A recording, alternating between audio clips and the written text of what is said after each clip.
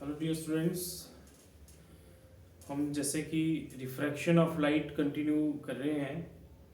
Refraction of light में जो आज का हमारा टॉपिक है वो है रिफ्रैक्टिंग सरफेसेस। रिफ्रैक्शन या स्फेरिकल रिफ्रैक्टिंग सरफेसेस टॉपिक का नाम है। इसमें हम टोटल 6 ऐसे आर्टिकल्स पढ़ेंगे जो कि काफ़ी इम्पॉर्टेंट होंगे और बोर्ड पॉइंट ऑफ व्यू से ये जरूर पेपर में आता है क्वेश्चन। और इसके अलावा इन्हीं 6 आर्टिकल्स से हम आगे लेंस फार्मूला निकालते होते हैं। तो लेंस मेकर्स फार्मूला भी इसी से बनता है और इन्हीं की हेल्प से हम आगे जब इनको उसको ड्राइव करते हैं। तो आपने बड़े अच्छे से समझना है, बहुत आसान कॉन्सेप्ट है, बस थोड़ा सिस्टम फॉलो करना है आपने। सिस्टमेटिकली समझेंगे तो फिर आ जाएगा आपको ये। तो सबसे पहले आपको जैसा कि पता है कि स्फेरिकल रिफ्रैक्टिंग सरफेसेस कौन से सरफेसेस हैं। Spherical refracting surfaces, spherical refracting surfaces वो सरफेसेस हैं तो जो स्फेरिकल रिफ्रैक्टिंग सरफेसेस हैं बेसिकली ये एक बड़े स्फीयर का हिस्सा है। ठीक है, जैसे हमने पहले भी कॉन्सेप्ट पढ़ा हुआ ये इस तरह से देखिए, अगर हम एक बड़े से ब्लॉक में से इस तरह से एक स्लैब निकाल दें तो ये अगर एक साइड से कर्व्ड है तो ये बन गया स्फेरिकल रिफ्रैक्टिंग सरफेस। अगर ये अंदर की तरफ को दबा हुआ है तो ये कॉनकेव है, और अगर इस तरह से उभरा हुआ सरफेस हम बनाएं ये तो ये कॉन्वेक्स रिफ्रैक्टिंग सरफेस हुआ। तो ये जो अच्छा ये ग्लास का हिस्सा है ना, ध्यान रखना है आपने। ये इस तरफ ये अगर हम ग्लास का बना रहे हैं इसको तो ये ग्लास है और इस तरफ आपके पास एयर है, तो एक तरफ एयर मीडियम हो गया और एक तरफ ग्लास मीडियम हो गया। तो डेंसर मीडियम और रेयर मीडियम भी आपको अब ऑटोमेटिकली क्लियर रहना चाहिए कि ये डेंसर मीडियम ऑब्वियसली और ये रेयर मीडियम है। इसके अलावा इसमें साइन कन्वेंशंस हैं। जो साइन कन्वेंशंस हैं वो भी वैसे ही हैं जैसे पहले भी आपने पढ़ा हुआ मिरर्स में। तो इस तरह से अगर हम एक एक्सिस लें जिसको हम बोलेंगे प्रिंसिपल एक्सिस, तो भी आपको पता है कि एक गोला है ना, सफेयर इस तरह से, तो इसका सर्कल होगा, सॉरी सेंटर होगा और सेंटर के साथ साथ इसका रेडियस होगा, है ना। इसी तरह से फोकस भी आता है इसमें, तो वो सब चीजें हम यहाँ पे लेंगे। तो जैसे यहाँ पे मान लीजिए ये है इसका सेंटर, और तो इसको बोलेंगे हम सेंटर ऑफ कर्वेचर। ये प्रिंसिपल एक्सिस है, ये पोल है ना। ये सब आपको पता है पहले से, आपने मिरर में भी पढ़ा हुआ ये सब कुछ। और अगर आपको नहीं पता है तो आप मिरर के जो मेरे वीडियोस हैं उनको चेक कर सकते हो, वहां से आपको काफी कुछ आइडिया लग जाएगा, या यहाँ से भी आपको आइडिया लगता जाएगा वो आहिस्ता आहिस्ता। तो इस तरह से जो टॉपिक जो इसमें कुछ चीजें लगती हैं जैसे पोल हो गया, सेंटर हो गया, ठीक है। फिर हम ना ऑब्जेक्ट और इमेज लेते हैं इसके ऊपर, तो वो तो चलो अभी साइन कन्वेंशंस में डिस्कस करते हैं उसको। तो अब इसके अलावा हमारे पास जो टर्म्स हैं के लिए हमारे पास साइन कन्वेंशंस होती हैं, तो वो हम अभी डिस्कस करेंगे। ठीक है, तो पोल आप सबको पता है, पोल। फिर आपको सेंटर ऑफ कर्वेचर पता है, इस पोल से डिस्टेंस रेडियस ऑफ कर्वेचर होता है, ये अपर्चर है इसका। ठीक है, तो इस तरह से। तो अब आप इसको साइन कन्वेंशन में मैं लिखता हूं थोड़ा सा, न्यू कार्टेशियन साइन कन्वेंशन।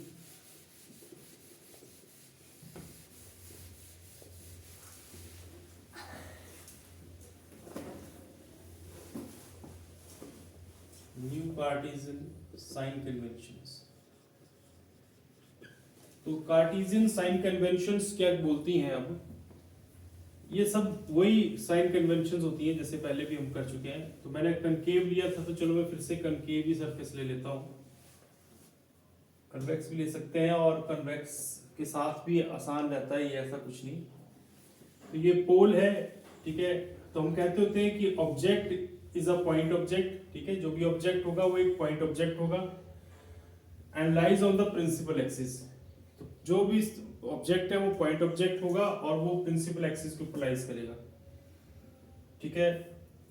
जो वो इमेज है वो वर्चुअल बनी या रियल, वो तो लेटर स्टेजेस की बात है, वो हम बाद में डिस्कस करते हैं।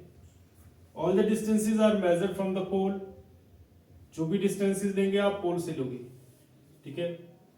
Distances in the direction of incident ray are taken as positive, while opposite to the incident ray are taken as negative. फिर distances above the principal axis are positive and below the principal axis are negative. तो इस तरह से ये sign conventions है, छोटी सी थोड़ी सी। इसके बाद कुछ assumptions भी है इसमें। assumptions ये है कि जो angle made by the incident ray, refracted ray and normal are very small, ये भी हम मान के चलते हैं कि जो एंगल बनेंगे, जो जैसे इंसिडेंट रे है ये, तो इंसिडेंट रे का जो एंगल बनेगा प्रिंसिपल एक्सिस के साथ ये काफी छोटा एंगल होगा, ठीक है। ऐसे इमेज का जो एंगल बनेगा वो भी स्मॉल एंगल होगा, या जो सेंटर ऑफ कर्वेचर के साथ नॉर्मल बनता है उसका जो एंगल बनेगा वो भी बहुत स्मॉल होगा। तो ये भी एक कॉन्सेप्ट है, सॉरी असम्पशंस है जो आपने इसमें फॉलो करनी है। तो हम पहला टॉपिक लेते हैं इसमें सबसे पहले।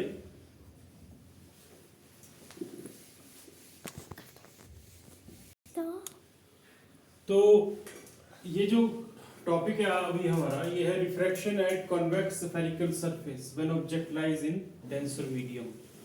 अब कन्वेक्स स्फेरिकल सरफेस लेंगे हम और ऑब्जेक्ट को डेंसर मीडियम में रखेंगे, ठीक है। और इस केस में हमारे पास जो इमेज है वो बन रही है object when object lies in rare medium. Object को रेयर में रखेंगे पहले, डेंसर में नहीं। Object lies in rare medium, image को डेंसर में बनाएंगे फर्स्ट केस में, ठीक है। बेसिक केस है ये, समझना आसानी अच्छे से। When object lies in rare medium, तो इस तरह से ये हमारे पास एक कन्वेक्स स्फेरिकल सरफेस, और ये आ गया पोल, ये आ गई आपकी प्रिंसिपल एक्सिस, है ना, ये सब पता है अब आपको। X Y let us suppose सब जो इसका कर्व पार्ट है। अब ना ऑब्जेक्ट जो है वो, अब डायग्राम पे खास ध्यान देना, अपने डायग्राम से ही सारा आर्टिकल ड्राइव होता है। तो ये आ गया ऑब्जेक्ट यहाँ पे, ठीक है। ऑब्जेक्ट एक पॉइंट ऑब्जेक्ट है। ये आ गई इंसिडेंट रे। इंसिडेंट रे जहां पे मिल रही है वहां से आपने अपने आप एक ऐसे लाइन, डॉटेड लाइन ड्रॉ करनी है, और जहां से ये लाइन क्रॉस होती है वो लाइन, वो पॉइंट होता है सी, यानी कि सेंटर ऑफ कर्वेचर, और यही नॉर्मल भी है, ठीक है। तो इंसिडेंट रे जो एंगल बना रही है इस नॉर्मल के साथ, वो एंगल आई ये है, एंगल ऑफ इंसिडेंस। इसके बाद when light goes from rarer to denser it bends towards the normal, तो ये नॉर्मल की तरफ बेंड हुई और इस तरह से यहाँ पे इमेज बन गई, ठीक है। तो ये आपने सारे पॉइंट्स जो मैं लिख रहा हूं ये ऐसे ही याद रखने। ये मान लो ए पॉइंट ए है, ठीक है, और ये C, I is image, O is object, C is a centre, P is a pole, ठीक है। फिर यहाँ से एक परपेंडिकुलर ड्रॉप करेंगे हम, क्योंकि ट्रिग्नोमेट्री जो है वो हमारी परपेंडिकुलर ड्रॉप करने पर ही यूजफुल होगी, क्योंकि आपको पता है राइट एंगल ट्राइंगल चाहिए होती है। तो ये नॉर्मल हमने एक ड्रॉ कर दिया यहाँ पे ए एन, ठीक है। तो जितने भी केसेस हम आगे पढ़ेंगे उन सभी केसेस में हम यही बार बार इसी को यूज करेंगे। दैट मीन्स डायग्राम के यही पॉइंट्स यूज करेंगे कि नॉर्मल और जो कुछ भी हमारे पास है। अब इसमें ये जो एंगल बन रहा है ऑब्जेक्ट का प्रिंसिपल एक्सिस के साथ, इसको हम अल्फा बोलते हैं। जो इमेज एंगल बना रही है इसको हम बीटा बोलते हैं। जो सी यानी कि सेंटर एंगल बना रहा है उसको हम गामा बोलेंगे हर बार ही, ठीक है ना, हर बार यही एंगल होंगे। अब ये एंगल आई हो गया तो ये रिफ्रैक्टेड रे का एंगल आर हो गया, ठीक है बात। तो इस तरह से, तो इसमें अब हमारे पास दो स्टेप्स पर इसको ड्राइव करते हैं। पहला स्टेप जो है वो determination of I and R, determination of I and R, ठीक है। तो आई एंड आर को डिटरमाइन करेंगे, ये स्टेप 1। तो आई और आर मतलब angle of incidence and angle of refraction को हमने डिटरमाइन करना है। तो हम कुछ ट्राइंगल्स जो यहाँ पे बन रही है इनकी हेल्प लेंगे और इन ट्राइंगल्स की हेल्प से हम इसे सॉल्व करेंगे पूरे को। तो आपने बिल्कुल ध्यान से समझनी ये बात, जो कुछ बीच का जो कंटेंट है वो आपने लिखना है अपने आप, जैसे कि let us consider a point object O lies on the principal axis of a convex spherical surface in a rarer medium, है ना, इस तरह से of refractive index n1। तो ये आपने कुछ पॉइंट्स अपने आप जो है वो बनाने होते हैं, और बाकी जो डेरिवेशन है वो मैं करवा रहा हूँ, आप किस तरह से करते हैं इसको डेरिवेशन को। तो सबसे पहले हमारे पास जो ट्राइंगल बन रही है जिसमें एंगल अल्फा है वो लेनी है जिसमें से एंगल आई आएगा AOC, ठीक है, ध्यान से देखना है आपने AOC। तो इन ट्राइंगल AOC, तो ये जो ट्राइंगल है आपके पास ये वाली इस तरह से ये बन रहा है A, ये O और ये C।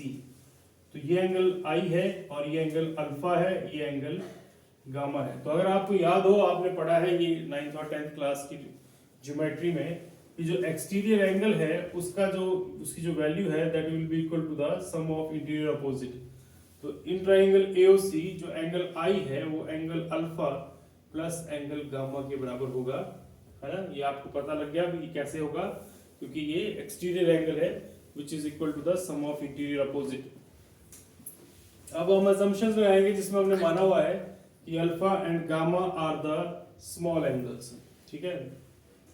Since alpha and gamma are very small, ये स्मॉल एंगल्स है, देयरफॉर अल्फा को मैं लिख दूंगा टेंजेंट अल्फा एंड गामा को लिख देंगे हम टेंजेंट गामा। तो देयरफॉर आई क्या बन गया, आई बन गया tangent alpha plus tangent gamma. तो ये आ गया आई, ठीक है बात। अब इस आई को आप बाकी के जो भी हमारे पास ट्राइंगल्स है वहां से निकाल सकते हैं अल्फा और गामा को, लेकिन उससे पहले मैं आर के लिए भी रिलेशन निकालूंगा, फिर इकट्ठा ही करेंगे उसको।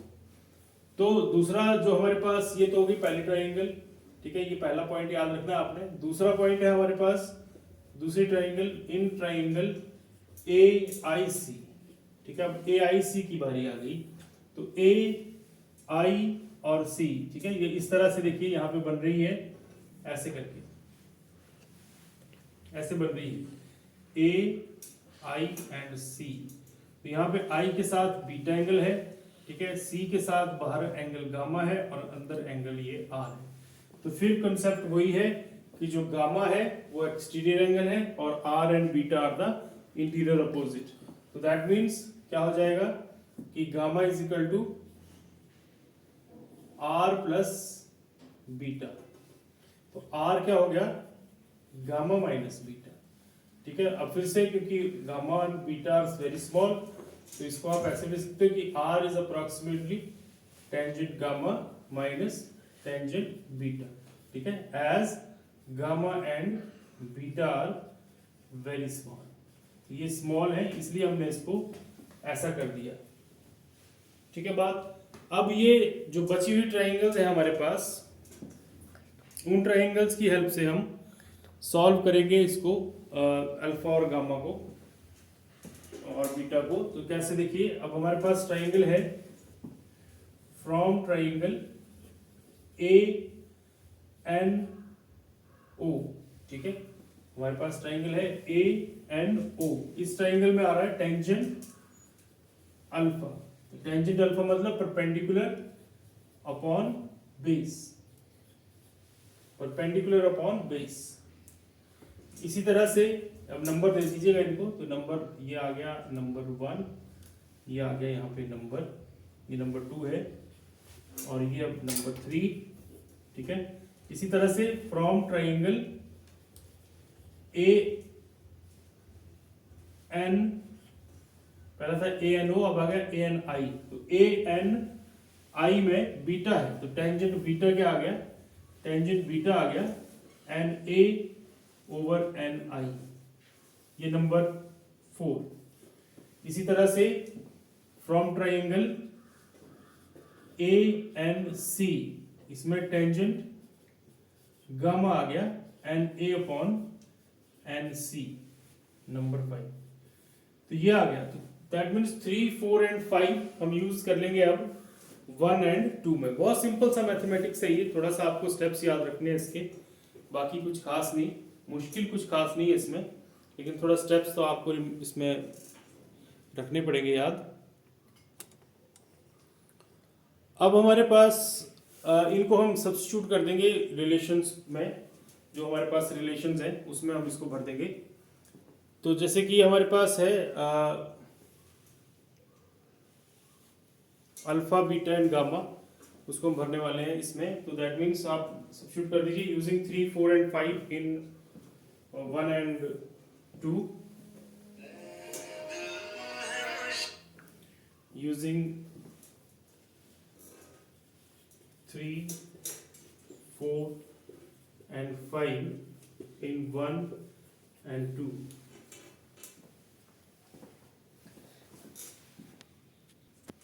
तो इसको सब्स्टिट्यूट करके क्या आ गया, देखिए हमारे पास आ गया I इज इक्वल टू, अब टेंजेंट अल्फा है हमारे पास N A over N O, ठीक है, plus N A over N C, ठीक है, अल्फा टेंजेंट अल्फा और टेंजेंट गामा भर दिए यहाँ से। फिर आर क्या है, आर हो गया हमारा N A over N C minus N A over N आई।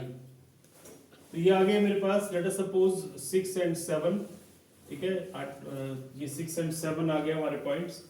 अब आप यहाँ तक इसको नोट करने के बाद मैं इसको अब रब करने वाला हूँ एक साइड से, क्योंकि अभी इसका काफी हिस्सा बचा हुआ है। तो ये पर प्राइमरी स्टेप था जो कि हमारा स्टेप 1 जिसको मैं कह रहा था, ये determination of I and R. तो आई एंड आर तो हमने डिटरमाइन कर लिए यहाँ से। अब हम इसके अगला स्टेप में स्नेल्स लॉ लगाएंगे, मतलब हम इस आई एंड आर को स्नेल्स लॉ में यूज करेंगे, ठीक है बात। तो मैं इस पार्ट को अब रब कर दूंगा, तो आप लोग इसको प्रॉपर्ली नोट कर लीजिएगा। अब इसके बाद स्टेप 2 की बारी आई। स्टेप 2 क्या कहता है,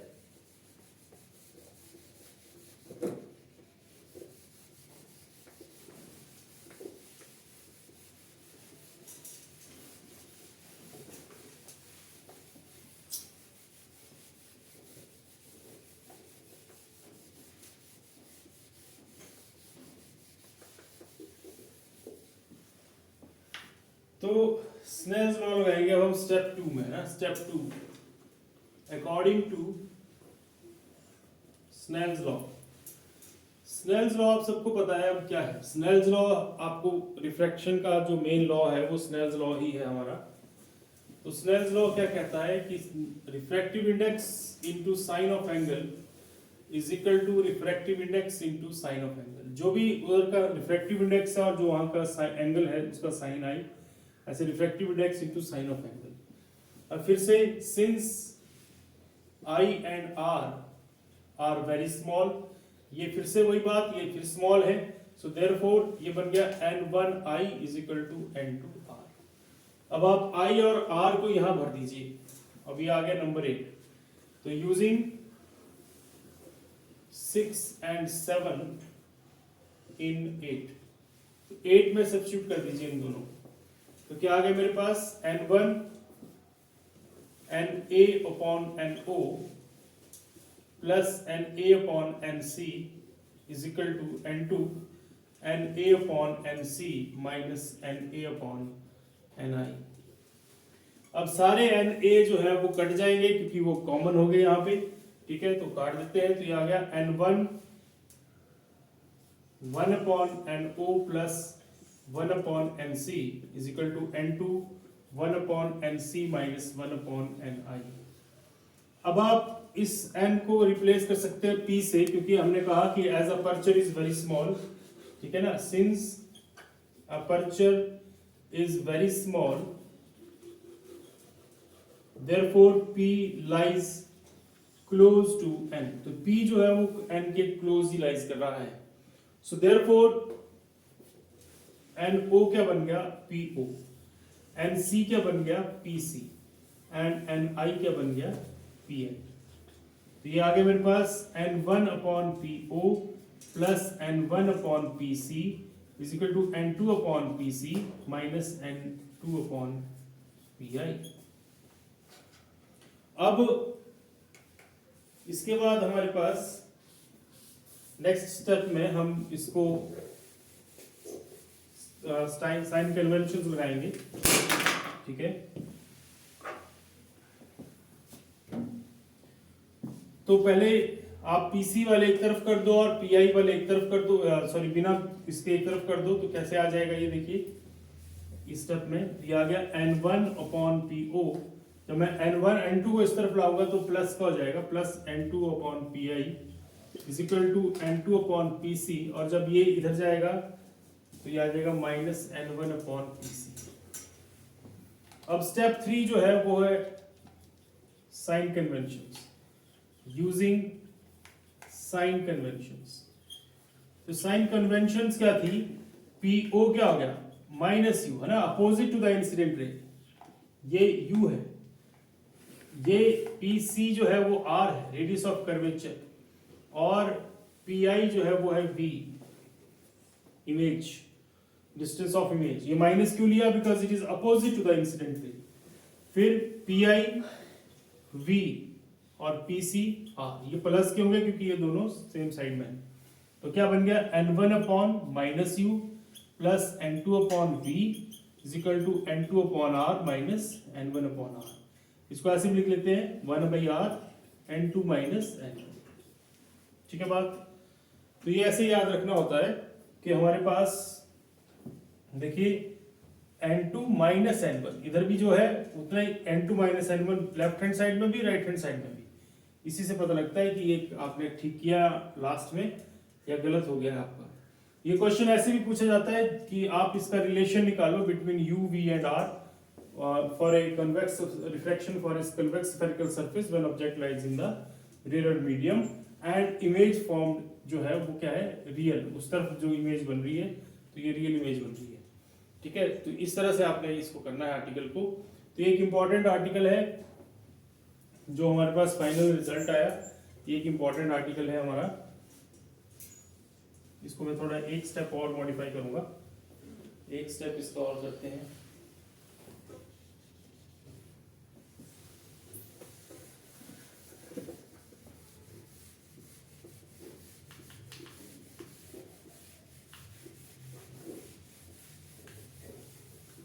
इसको मैं ऐसे कहूंगा फाइनली कि बना मेरे पास n1 upon minus U plus n2 upon v is equal to n2 minus n1 upon r, ठीक है। ये बना लास्ट में। अगर हम इसमें कॉमन ले लें, जैसे कि या ऐसे कह लें कि if n1 is equal to 1, मतलब एयर के लिए अगर हम ऐसे कहें कि एयर है और n2 जो वो कोई और मीडियम है n, तो रिलेशन क्या बन गया 1 upon minus U plus n upon v is equal to n minus 1 upon r। तो ये सारे किसी भी फॉर्म में ये क्वेश्चन आ सकता है, न्यूमेरिकल भी आ सकता है ना, न्यूमेरिकल भी बनेगा। जब फॉर्मूला बन गया तो न्यूमेरिकल तो ऑटोमेटिकली बन ही जाते हैं। तो किसी भी तरह से आप इसको सॉल्व कर सकते हैं। इसी तरह के 5 और आर्टिकल्स हैं, ठीक है ना, तो वो भी मैं स्टेप बाय स्टेप आपको करवाऊंगा। लेकिन फिलहाल आपने इतना करना है आज कि हम ये जो अभी हमने आर्टिकल ड्राइव किया ये अच्छे से रिवाइज कीजिएगा, ठीक है। नेक्स्ट टॉपिक नेक्स्ट चैप्टर जब हम नेक्स्ट इसमें करेंगे तो मैं आपको फिर थोड़ा सा शॉर्टकट बताऊंगा इसके, कि आप किस तरह से इसको फटाफट जो है वो सॉल्व कर सकते हैं।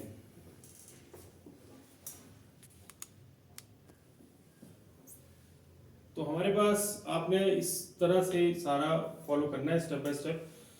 जो पिछले टॉपिक्स हैं वो मेरे प्रीवियस वीडियोस में हैं, आप देख सकते हैं उसको, मैं लिंक भी दूंगा डिस्क्रिप्शन में, तो आप वो सारे प्रीवियस वीडियोस भी इसमें देख सकते हैं। और कंटिन्यूटी में पूरा ऑप्टिक्स हम पढ़ा रहे हैं आजकल, तो इस ऑप्टिक्स को आप कंटिन्यूटी में पढ़ सकते हैं, ठीक है। चैनल को सब्सक्राइब कीजिएगा, लाइक कीजिएगा, ताकि थोड़ा स्प्रेड हो, ठीक है, नॉलेज थोड़ी स्प्रेड हो, और इससे बच्चों को भी बेनिफिट मिलता है, ठीक है, चैनल को भी फायदा होता है। तो इस तरह से आपने इसको सब्सक्राइब भी करना और लाइक भी करना वीडियो। Thank you.